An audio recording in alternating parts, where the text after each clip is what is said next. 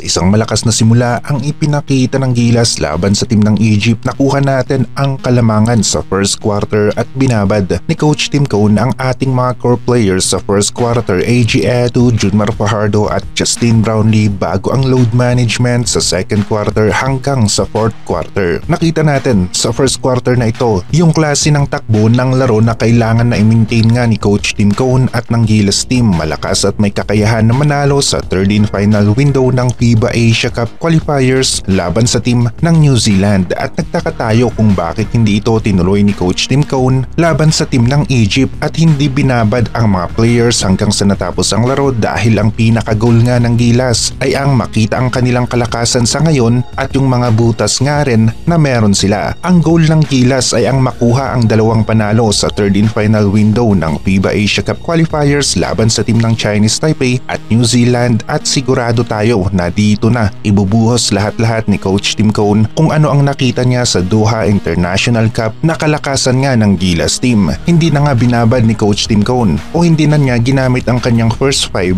sa kabuuan ng laro dahil na rin sa talagang merong risk sa injury at nakita natin na muntikan pa nga na madali si JB ng injury dahil lamang sa madulas na parte ng basketball court.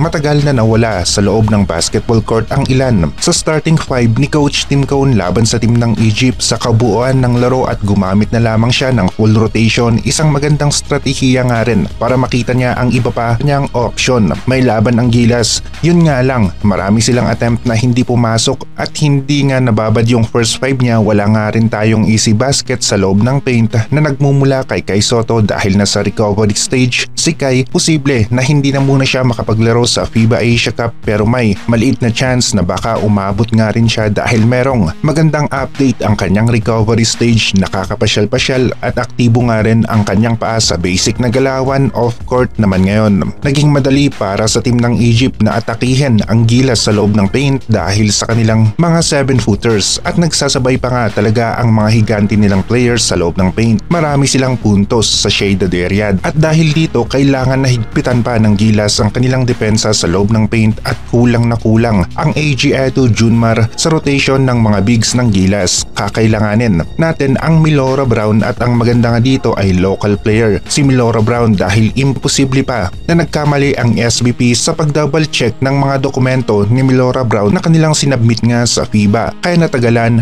ang pagproseso sa papers ni Milora Brown. Kinailangan na i-verify ng SBP at kumpletuhin nga ang mga dokumento na talagang nagpapatunay na pwedeng maglaro si Milora Brown para sa Gilas team at minsan nga matagal nga rin ang pagproseso pero ang maganda nito may kasiguraduhan ang hakbang na ginawa ng SBP Milora Brown sa FIBA Asia Cup. Malaki ang posibilidad na mangyayari. Mas magiging solid ang rotation ng mga bigs natin Junmar, AG Edu at QMB dahil pansin natin imbalance na talaga masyado kapag nagpahinga ang isa sa Junmar at AG Edu combo. Kitang-kita yan sa laro ng Gilas kontra sa team ng Egypt. Kinakain ng Egypt ang Gilas sa inside plays maging sa pagkuha ng mga rebound.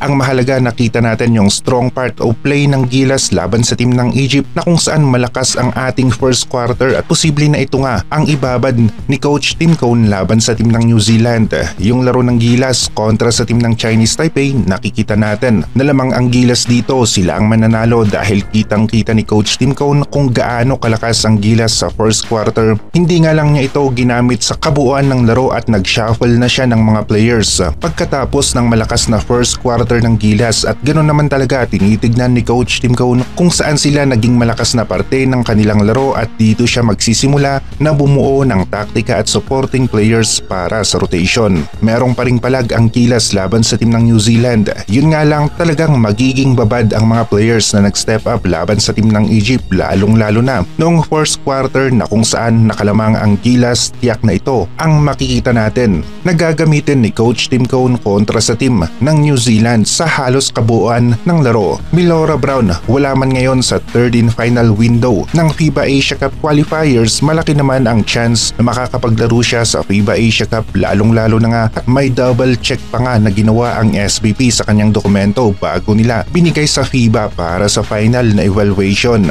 Ang maganda sa Doha International Cup, nakita natin natin yung kalakasan na parte ng laro ng Gilas. Nakita rin natin yung verse na kung saan nagko-collapse talaga ang kanilang laro at mula dito si Coach Tim Cone na ang bahala, siya ang magiging piloto ng Gilas team sa third and final window ng FIBA Asia Cup qualifiers at para sa akin may chance ang Gilas na manalo laban sa team ng New Zealand. Magiging dikdikan nga lang talaga ang laro at magandang laban ang mapapanood natin, lalong lalo na nga at uhaw ngayon ang Gilas sa panalo. Na-absorb nila ang dalawang talo mula sa Doha International Cup. Magiging motivation ito para gawin nila ang lahat at maipanalo ang kanilang mga laro sa third and final window ng FIBA Asia Cup qualifiers.